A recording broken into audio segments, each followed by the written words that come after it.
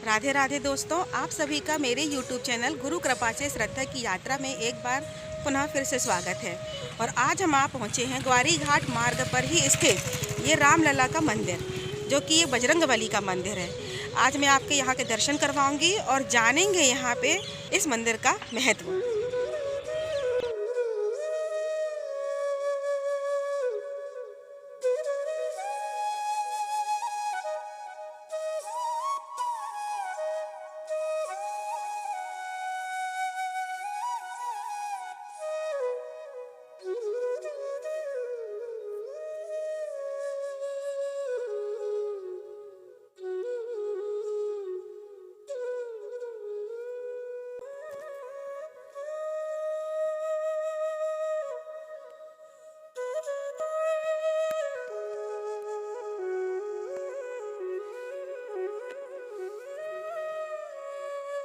मंदिर परिसर में हमें शनिदेव भगवान के भी दर्शन होते हैं। यहाँ सभी भक्त आते हैं और शनिदेव को तेल अर्पण करते हैं।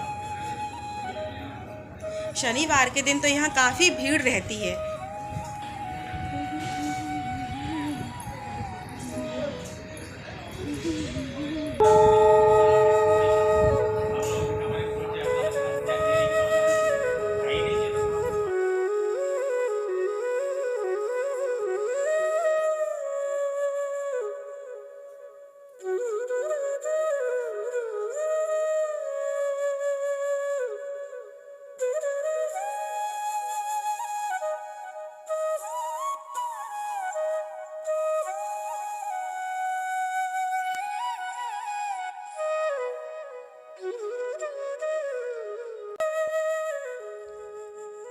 दोस्तों, आप इस वक्त जो ग्वारी घाट क्षेत्र में स्थित रामलला मंदिर के दर्शन कर रहे हैं, वह काफ़ी प्राचीन तो है ही, लेकिन यह मंदिर इतना प्रसिद्ध क्यों है मैं आपको बताती हूँ।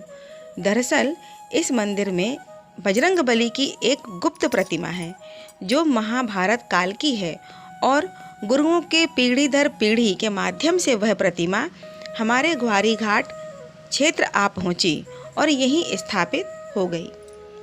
बजरंगबली की वह प्रतिमा के दर्शन साल में सिर्फ एक बार ही होते हैं, और वह दिन होता है हनुमान जयंती का। उस दिन हमारे जबलपुर से ही नहीं, बल्कि देश विदेश से भी बजरंगबली की वह प्रतिमा के दर्शन करने के लिए भक्त आते हैं। दोस्तों, बजरंगबली की प्रतिमा के ठीक सामने आपको राम दरबार के भी दर्शन होते हैं।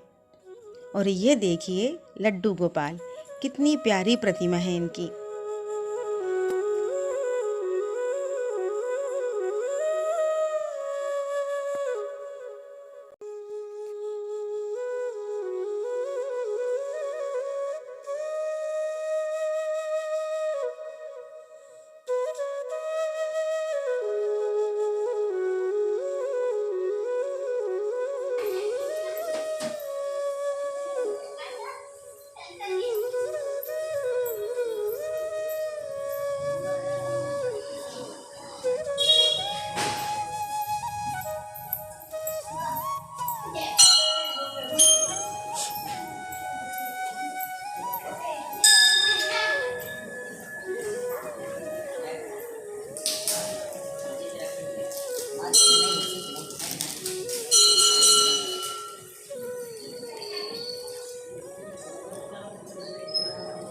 दोस्तों, मैं आपको एक बात और बता दूं कि यह मंदिर मन्नत वाले हनुमान के नाम से भी बहुत प्रसिद्ध है।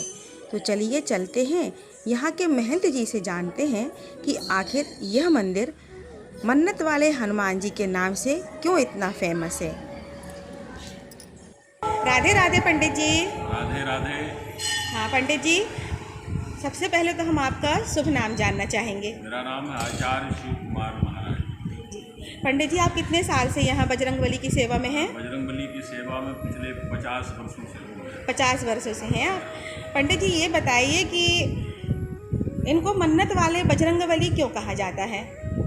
दरअसल ये भगवान हनुमान जी महाराज का एक निराला मंदिर है, जहाँ पर लोग किसी भी तरह की अपनी आकांक्षा या याचना को लिखित रूप में नारियल के साथ भगवान के चरणों में प्रस्तुत करते हैं जी और भगवान हनुमान जी महाराज का उसमें त्वरित कृपा दर्शन मिलता है जी और असंभव से असंभव व्यवधान गतिरोध या संकट लोगों के क्षणार्ध में दूर हो जाया करते हैं।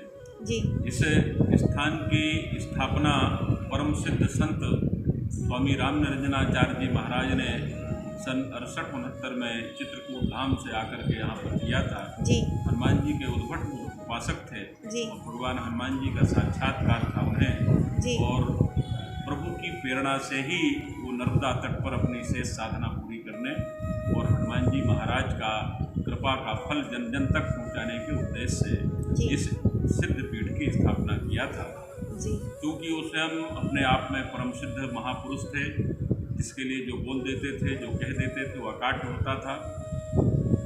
अपनी मृत्यु के 2 वर्ष पूर्व ही उन्होंने दिन तिथि और समय तक लिख करके दे दिया था। अच्छा। फला तिथि को इतने बज के इतने मिनट पर मेरा शरीर शांत होगा जी और ठीक उसी तरह उनका शरीर शांत हुआ। 2 महीने जब बचे थे तो उन्होंने मौन व्रत ले लिया। बोले अब मेरे सिर्फ 2 माह बचे हैं, जी मैं लोगों से बात नहीं करना चाहता हूँ। जी जी भगवान का ध्यान चिंतन करके चरणों में ले लिए थे। तो चूँकि उनको व्यक्तिगत रूप से लोग उनके चारों तरफ बड़ी भीड़ लगाने लगे, शुरुआत जब हुई थी जी तब उन्होंने कहा कि इसमें मेरा कोई योगदान नहीं है, मैं अपने प्रभु के नाम पर ही जो कुछ भी आप लोगों से कहता हूँ, बोलता हूँ या बताता हूँ। उनके सामने खड़ा हुआ व्यक्ति जी फिर उसके जीवन का कुछ भी उनसे छुपा हुआ नहीं होता था। जी भूतकाल, भविष्यकाल, वर्तमान काल सब कुछ वो अगर उनका मूड होता था तो बोल जाया करते थे। तो लोग उनको ही देवतुल्य मान करके उनके चारों तरफ भीड़ लगाने लगे। तब उन्होंने कहा कि नहीं, ये प्रभु का वरदान है, उनके आशीर्वाद है, जी आप सब लोग हनुमान जी के चरणों में लिखित रूप से प्रार्थना प्रस्तुत करो, मैं आपके लिए प्रार्थना करूँगा। हाँ, ये पक्का है कि हनुमान जी आपके ऊपर कृपा करेंगे। तब से यहाँ पर सन 69 से जी लिखित रूप में 1969 से जी जी यहाँ अर्जी लगाने का विधान शुरू हुआ। जी उसका विधिवत ब्यौरा रखा जाता है, रजिस्टरों में नाम पता, जी वह अत्यंत गोपनीय रहता है, सिर्फ भक्त को पता होता है और हम जो लिखने वाले लोग यहाँ के सेवक गण हैं, सेवादार हैं, उनको पता होता है। और वह भक्त नौकरी के लिए, संतान के लिए, व्यवसाय के लिए, रोग और बीमारी के लिए, किसी पद प्राप्ति के लिए और कई बार तो यूँ कहें कि देश विदेश की घटनाओं के समाधान और निवारण के लिए भी भगवान से लोग प्रार्थना करते हैं। और जो लोगों के विचार में कि ये दुरूह है, हो नहीं सकता, वह भी होता है। ऐसी असाध्य बीमारियां जिसका डॉक्टरों ने भी नहीं कर दिया, अमेरिका, इंग्लैंड से भी लोग हताश होकर लौटे और भगवान के चरणों में प्रार्थना लगाया और वो चमत्कृत हो गए जब वो असंभव संभव बन के उनके सामने खड़ा हो गया। इस तरह से हनुमान जी के चरणों में लाखों लोग आकर के प्रार्थना करने लगे। देश विदेश के अनेक देशों से, हम तो मानते हैं कि विश्व के कोने कोने से लोग यहाँ आते हैं, प्रार्थना करते हैं जी और हनुमान जी के कृपा का चमत्कारिक प्रसाद प्राप्त करते हैं। साधु संत महात्मा गण भी यहाँ आकर के अपनी साधना पूर्ति के लिए, भगवत कृपा की प्राप्ति के लिए अक्सर प्रार्थना करते हैं और वो भी भगवान की कृपा से कृतकृत्य होते हैं। और साल भर तक हनुमान जी के दरबार में जो नारियल प्रार्थना के रूप में रखी जाती हैं, उनका जन्मोत्सव चैत्र माह की पूर्णमासी के दिन हनुमान जयंती के रूप में मनाया जाता है जी और उस दिन बड़ा विराट आयोजन होता है जिसमें लाखों लाखों श्रद्धालु भक्त इस परिसर में पूरे ग्वारी घाट क्षेत्र में ही उपस्थित होते हैं। जी विशाल भंडारे का आयोजन होता है, हनुमान जी का अभिषेक होता है हाँ और सुबह 5 बजे से कार्यक्रम शुरू होता है और अनवरत रात, बल्कि दूसरे दिन सवेरे 3-4 बजे तक वो कार्यक्रम चलता है जी और लाखों लोगों के श्रद्धालुओं की कतार यहाँ बराबर लगी रहती है। उन नारियलों का फिर हवन कराया जाता है। यहाँ उपस्थित होने वाले श्रद्धालु भक्त अपने हाथ से उन लाखों नारियलों को यज्ञ वेदी में हवन करते हैं और उस दिन प्रत्यक्ष हनुमान जी की अनुभूति और एहसास भक्तजन करके और अपने जीवन को धन्य मानते हैं। हाँ हनुमान जी हर दिन प्रतिदिन यहाँ पर अपनी दैवी लीला का प्रत्यक्ष दर्शन श्रद्धालुओं को, हम सबको करते हैं। कई बार बड़ी विचित्र मूर्तियाँ होती हैं, मंदिर बंद रहते हैं, यहाँ के घंटे बजने लगते हैं, जी जी लाइटें बंद कर दी जाती हैं और रात्रि में अचानक चारों तरफ जो है प्रकाश ही प्रकाश समझ में अच्छा, आता तो है। ऐसा होता है? ऐसा भी होता है। अच्छा और अच्छा कई बार तो यहाँ पर वेदध्वनि की आवाज़ सुनाई पड़ी। ऐसा लगा कि बहुत से लोग बैठ करके कोई स्तुति वंदना कर रहे हैं। अच्छा और अच्छा यहाँ पर आके देखते हैं तो कुछ भी दिखाई नहीं देता। अच्छा, ये तो बहुत चमत्कार है। तो इस तरह से हाँ। कई बार तो यहाँ बानरों की तेज किटकिटाहट हुई, जैसा कि अरे मंदिर के अंदर सैकड़ों बानर घुस गए हैं। हाँ और आवाज़ सुन करके लोग आए हाँ और दरवाजा से देखा तो यहाँ सब कुछ खाली है। खाली है। कुछ इस तरह का एहसास भगवान अच्छा, हनुमान जी अच्छा। महाराज हाँ। कराते रहते हैं। इनका प्रतिदिन प्रातः 5 साढ़े 5 बजे मंदिर खुल जाता है। अच्छा देर रात्रि 10 बजे तक मंदिर हाँ। खुला रहता है। पंडित जी छप और यहाँ भगवान मंदिर के संस्थापक स्वामी जी को उनके गुरुदेव ने जी एक अद्भुत मूर्ति भगवान का बाल स्वरूप जो अष्टधातु का है जी उनको दिया था पूजन के लिए। और वो उनको उनके गुरुदेव को मिली थी और उनके गुरुदेव को उनके गुरुदेव ने दिया था। गुरु परंपरा में वह मूर्ति। अच्छा पंडित जी, हमने ये भी सुना है कि वो जो प्रतिमा है जो मतलब गुप्त रूप से रखी गई है वो महाभारत काल से कुछ है। वो महाभारत काल की ही है जी और वो गुरु परंपरा में शिष्यों को जो योग शिष्य होते हैं जी जी उनको गुरुजन देते चले आए हैं। अच्छा और यहाँ पर उसकी स्थापना स्वामी रामनंदनाचार्य जी महाराज ने जी गुप्त स्थान पर किया है। हाँ और उसका एक व्यक्ति अधिकृत होता है जो उनका पूजन करता है साल भर तक। जी किसी और को तो उनके पास जाने की अनुमति नहीं होती। जी। और हनुमान जी के जन्मोत्सव में उस दिव्य विग्रह को बाहर निकाल करके रखा जाता है सार्वजनिक पूजन के लिए। जी। उसमें स्त्री पुरुष महिला धर्म और दीगर धर्म के धर्मावलंबी भी आके अपने हाथों से उनका पूजन अभिषेक करते हैं। जी उस मूर्ति का भी बड़ा चमत्कारिक प्रतिफल लोगों को देखने को मिला है जी कि उनका जिन्होंने स्पर्श किया पूजन किया जी उनके जीवन में बड़े चमत्कारिक परिणाम मिले। जी उनके बड़े बड़े कष्टों का शमन हुआ, बड़ी बड़ी इच्छाएं पूरी हुई। कुछ ऐसा हुआ जो शायद नहीं हो सकता, वो सब कुछ हनुमान जी की कृपा से हुआ। हनुमान जी की।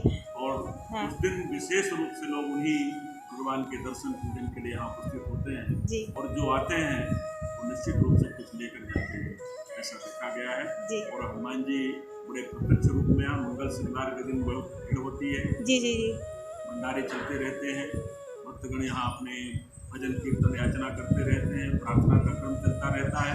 जी और यहाँ पर किसी से कोई याचना नहीं की जाती। जी भक्तों के इच्छा पूर्ति के उपरांत जो भगवान के दरबार में अर्पित करते हैं उसी से मंदिर का रखरखाव, पूजन व्यवस्था या विकास या विस्तार होता है।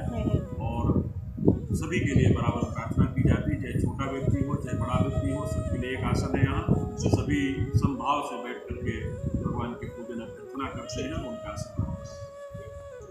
बहुत बहुत धन्यवाद पंडित जी। पंडित जी आपसे एक बात और जानना चाहते हैं, जो गुप्त जो प्रतिमा है जो साल में एक बार निकाली जाती है अभी आपने बताया, तो वो कहाँ पर है पंडित जी? थोड़ा सा इस मंदिर के ही हाँ मूर्ति के पीछे गुफा अच्छा, है। ये जो दिख रही है प्रतिमा इसके पीछे। वहाँ ठीक गुफा में जो उनकी स्थापना। जी अच्छा अच्छा ठीक है पंडित जी, आपका बहुत बहुत धन्यवाद। आपने हमारे लिए इतना समय निकाला और इस मंदिर के बारे में और बजरंगबली के बारे में इतना अच्छा महत्व बताया, इतना अच्छा चमत्कारी आपने बातें बताई जो कि किसी को पता ही नहीं था।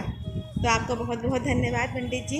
आपके लिए भी मैं करता हूँ, भगवान की कृपा रहे जी। और आप धर्म विचार में लोगों के जन कल्याण में आप अपनी ऊर्जा का। हाँ मैं सभी भक्तों के लिए जो प्रभु के चरणों में विश्वास रखते हैं, जो सनातन धर्म के अवलंबी हैं, जी उन सब के लिए शुभकामना के साथ प्रभु से प्रार्थना करता हूँ कि उनके जीवन में जो भी कष्ट हैं, दोष हैं, संघर्ष है, उन सब का शमन हो।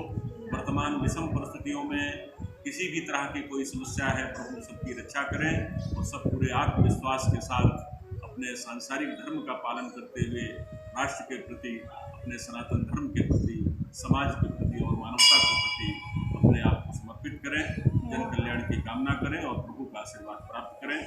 और हनुमान जी निश्चित रूप से अगर कोई ऐसी कामना रखता है और किसी तरह की कोई समस्या उनके जीवन में है तो हनुमान जी उसका समाधान करेंगे। और धर्म और राष्ट्र और समाज इनके प्रति हमें भी सद्भाव रखना चाहिए और ऐसे सज्जनों के ऊपर हनुमान जी की कृपा तो होती ही है।